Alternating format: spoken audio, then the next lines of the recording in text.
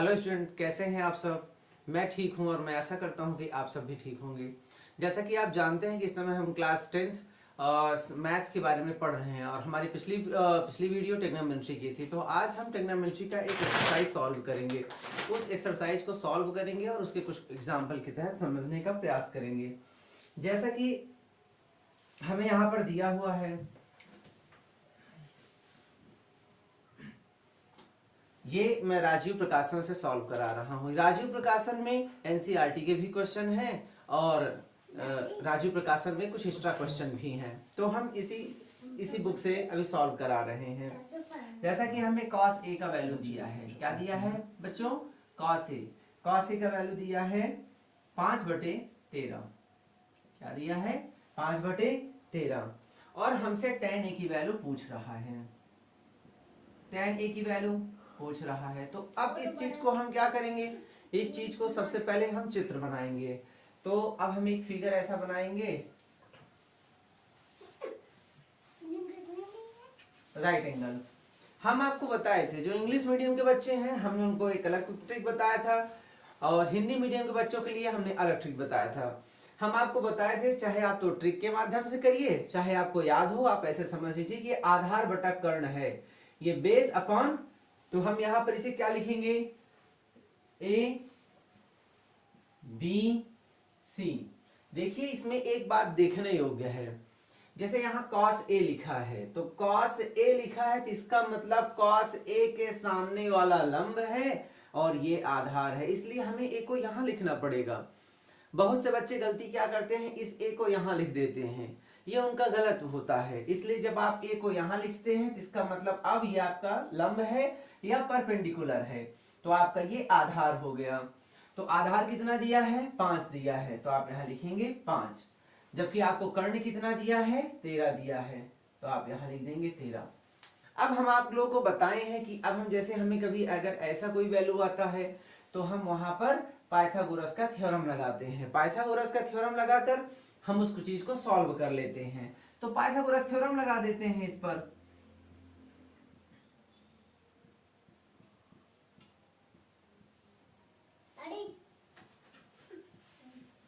अब हम क्या लिखेंगे, पाइथागोरस प्रमेय से हम जानते हैं कर्ण स्क्वायर इज इक्वल टू लंब स्क्वायर प्लस आधार स्क्वायर, या इसको हम ऐसे भी बोलते हैं hypotenuse square is equal to यहाँ perpendicular square plus base square. अब हम इसको ऐसे लिखेंगे, h square is equal to p square plus b square.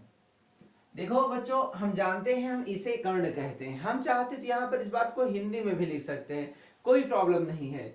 जैसे यहाँ एच स्क्वायर लिखा है, अब हम एच स्क्वायर को, एच हमारा क्या है, ए सी है, तो हम यहाँ पर ए सी स्क्वायर भी लिख सकते हैं। क्या लिख सकते हैं, ए C square plus P, P हमारा ये है तो हम इसको बी सी भी लिख सकते हैं, B C square plus B, B हमारा क्या है, ए बी, तो हम इसे ए बी का स्क्वायर लिख सकते हैं।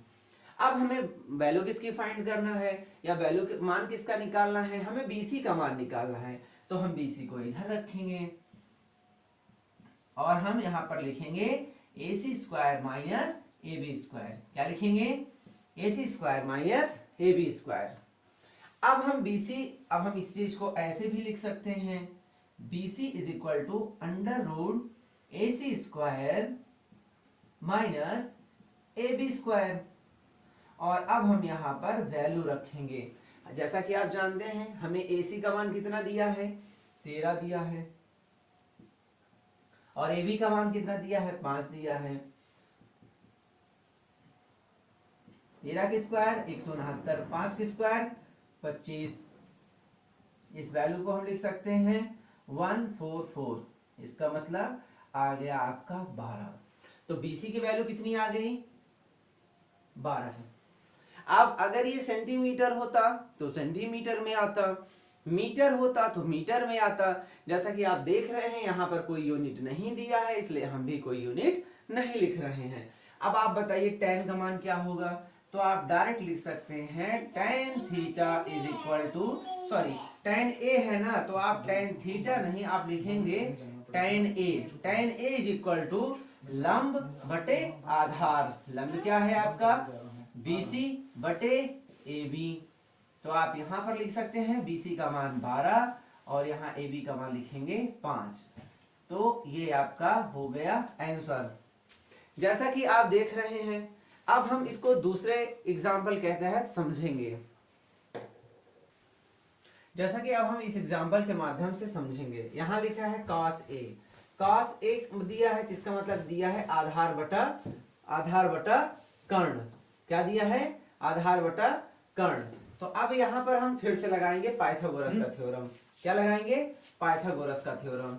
तो cos दिया है आधार, यहाँ a लिखा है, तो a के सामने जो भुजा होगी वो आपका लंब होगा, और ये आपका आधार हो गया, और ये आपका कर्ण होगा। तो यहाँ दिया है आधार बटे कर्ण, इसका मतलब ये वैल्यू है a बटे, यहाँ a है, यहाँ b है। अब हम क्या करेंगे इस पे? अब हम इस पे फिर से पाइथागोरस का थ्योरम लगाएंगे। पाइथागोरस का थ्योरम लगाएंगे और हम लंब कहें या इसे BC कहें, BC का मान निकालेंगे, और BC का मान निकालने के बाद वो वैल्यू उस पर पुट करेंगे और ये मान हमारे आ जाएंगे। जैसे कि अब फिर लगाएंगे हम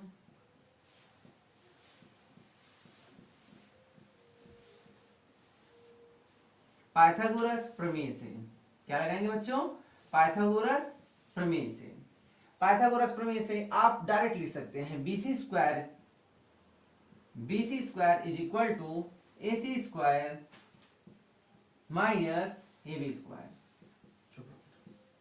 अब BC का वैल्यू क्या लिखेंगे? तो BC is equal to under root AC का मान कितना दिया है? B स्क्वायर माइनस, और AB का मान क्या दिया है? A square.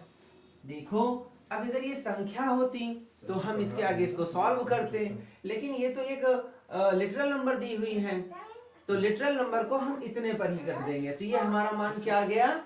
ये आ गया under root B square minus A square. अब हमें किसकी वैल्यू निकालनी है? tan A की। तो tan A is equal to क्या हो जाएगा? हम यहाँ पर लिखेंगे tan A बराबर होगा लंब का मान है BC बटे आधार का मान है AB। तो अब यहाँ पर आपका BC का मान कितना है? Under root B square minus C square बटे A स्क्वायर, बटे A स्क्वायर नहीं, क्योंकि आपका लंब बटा आधार होता है। हमें लगता है इस क्वेश्चन के माध्यम से आपको ये बातें समझ में आई होंगी। अब हम यहाँ पर जो भी पूछने वाली चीजें हैं लगभग हम सब बताते हुए चल रहे हैं।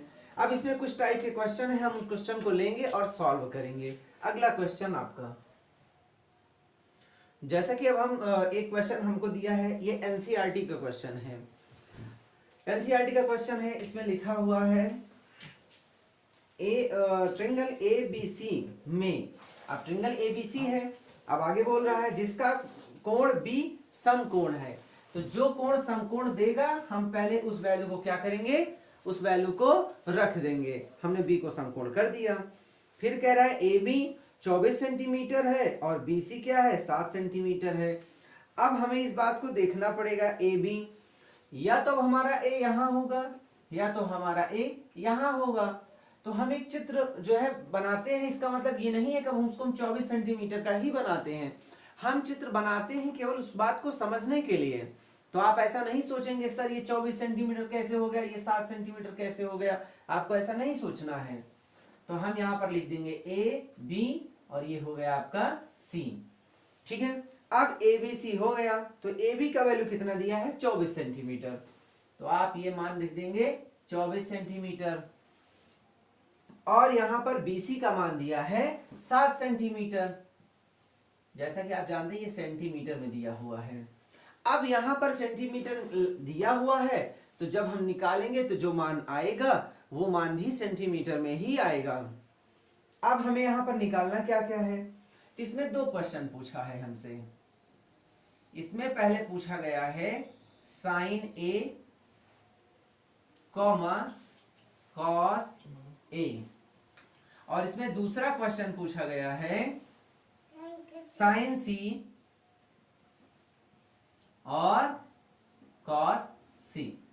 अब sine A cos A, sine C cos C, ये वैल्यू दी हुई है। अब ये वैल्यू हमको निकालना है। और चित्र हमको केवल एक दिया है, फिगर एक दिया है। तो अब हम यहां पर क्या करेंगे, हम यहां पर पाइथागोरस का थ्योरम लगाएंगे। तो आप लिखेंगे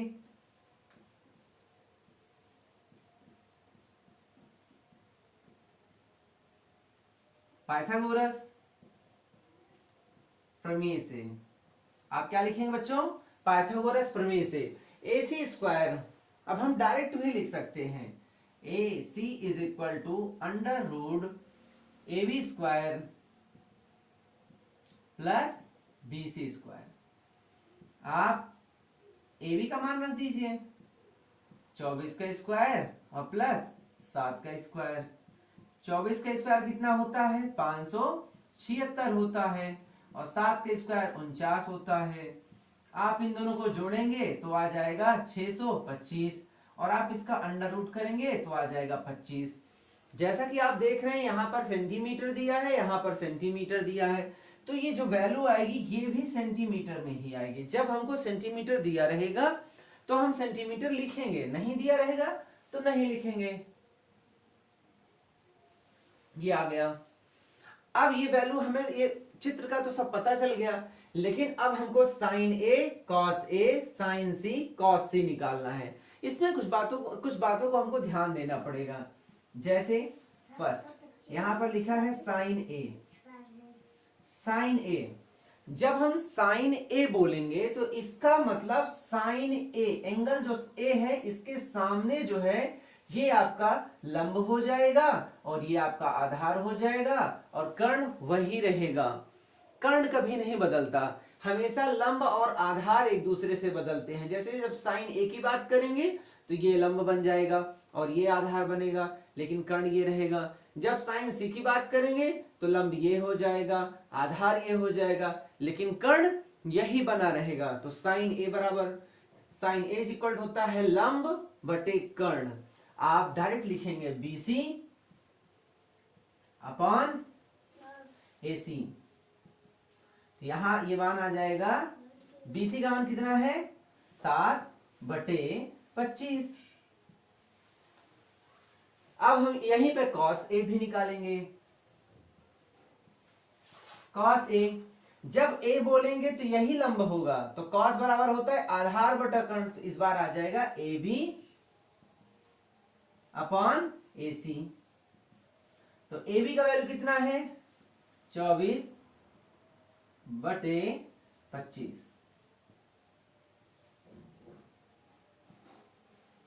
ये रहा हमारा पहला क्वेश्चन। लेकिन इस प्रश्न में हमसे 2 क्वेश्चन पूछा था। हमसे कहा था कि साइन सी और कॉस सी की भी वैल्यू निकालो। तो अब हम दूसरा क्वेश्चन इसी में सॉल्व कर रहे हैं। जब हमें साइन सी की वैल्यू चाहिए, साइन सी की वैल्यू चाहिए, तो साइन सी, अब देखो हम साइन सी की बात कर रहे हैं, तो सी के सामने कौन सा एंगल है, तो सी के सामने कौन सी भुजा है, ये 24 सेंटीमीटर है, या तो इसको हम ए बी कहेंगे। तो ये चाहे 24 गुने चाहे ए बी, ये हमारा अवलंब है और ये हमारा आधार होगा, क्योंकि जिस एंगल, जो एंगल लेंगे उसके सामने जो भुजा होगी वही भुजा आपकी लंब होगी, उसके अलावा जो दूसरी भुजा होगी वो आपकी आधार बनेगी। और कर्ण हर बार वही रहता है, हाइपोटेनियस मतलब वही रहता है, ये चेंज नहीं होता। तो साइन सी के लिए अब क्या है, लंब आपका ये है, तो आप लिखोगे ए बी अपॉन ए सी, और ए बी की वैल्यू कितना दिया है, 24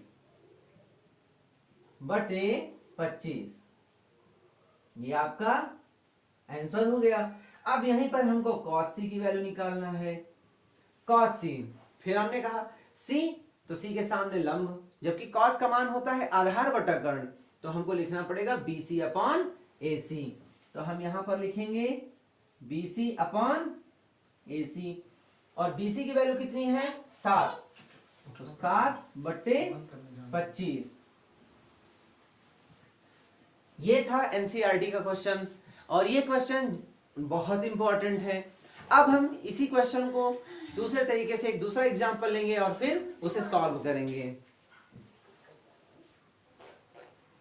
अब हम इस एग्जांपल के तहत इसको समझेंगे। जैसे कि ये एनसीईआरटी का क्वेश्चन है, हमको दिया है PQR, जिसमें Q क्या है, 90 डिग्री पर है। और जिसमें पी क्यू की वैल्यू हमको दिया है और पी आर की वैल्यू दिया है। तो अब हमें वैल्यू की हमको फाइंड क्या करना है, tan p minus cot r। तो अब हम इस मान को निकालते हैं। तो हम यहाँ पर पहले क्या करेंगे, पाइथागोरस प्रमेय लगाएंगे। क्या लगाएंगे,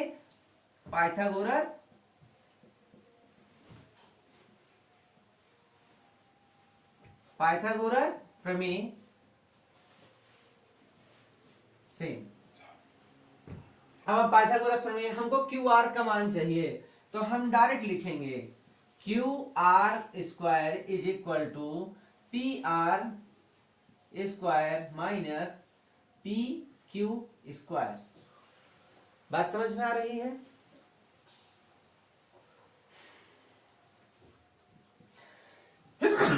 सॉरी, आप यहां लिखेंगे क्यू आर अंडर रूट, आप पी आर का वैल्यू कितना दिया है 13, तो आप यहां लिखेंगे 13 का स्क्वायर माइनस पी क्यू का वैल्यू कितना दिया है 12, तो आप लिखेंगे 12 का स्क्वायर।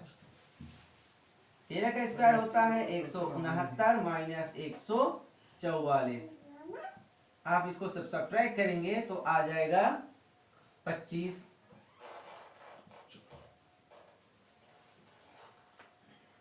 अब आप इसका अंडर रूट करेंगे तो मान आ जाएगा 5। कितना मान आ जाएगा बच्चों, 5। अब ये सेंटीमीटर दिया है तो भी ये मान भी हमारा सेंटीमीटर में ही अब आएगा। अगर ये मान मीटर दिया होता तो ये मान मीटर में आता, तो हम यहां पर लिख देंगे 5 सेंटीमीटर। अब हमें किसका वैल्यू निकालना है, tan p cot r। अब हम यहां पर लिखेंगे tan p minus cot r। जैसा कि आप जानते हैं जब tan p की बात करेगा, tan बराबर तो लंब बटा आधार होता है, यह बात हमें पता है। लेकिन tan p की बात करेगा तो tan p के सामने लंब ये हो जाएगा और आधार ये हो जाएगा, तो लंब बटे आधार तो ये हो जाएगा 5/12। या आप इसको चाहे तो ऐसे लिख सकते हैं क्यू आर बटे पी क्यू माइनस, जब आप cot r की बात करेंगे तो ये हो जाता है लंब ये बन जाएगा और आधार ये बन जाएगा। अब यहाँ r के सामने क्या है, लंब ये है, तो लंब ये हो गया और आधार ये हो गया। लेकिन cot का वैल्यू होता है आधार बटा लंब, तो फिर आ जाएगा क्यू आर बटे पी क्यू, क्यू आर बटे पी क्यू। हम चाहें तो इसको यहीं पे कट कर सकते हैं और हमें ऐसा लग रहा है कि इसका मान 0 आएगा, लेकिन फिर भी हम इस वैल्यू को क्या करेंगे, पुट करेंगे। तो क्यू आर का मान कितना है, क्यू आर का मान 5 है। पी क्यू का मान कितना है, पी क्यू का मान 12 है, माइनस क्यू आर का मान कितना है 5 है और पी क्यू का मान कितना है 12 है। और आप देख रहे हैं सेम साइन है, कट जाएगा और आपका आंसर कितना आ जाएगा, 0 आ जाएगा। मुझे लगता है कि जो कॉन्सेप्ट हम आपको समझाना चाह रहे थे वो आपकी समझ में आ गया होगा। अब अगर इसी तरह अगर ये बातें समझ में आ रही हैं तो हम इसके आगे एक वीडियो प्रोवाइड करेंगे जिसमें सारे क्वेश्चन होंगे, और जो बातें नहीं समझ में आती हैं आप वो हमें कमेंट किया करें। और ऐसे ही इंटरेस्टेड वीडियो देखने के लिए आप हमारे चैनल को लाइक करें, शेयर करें और सब्सक्राइब करें। Thank you.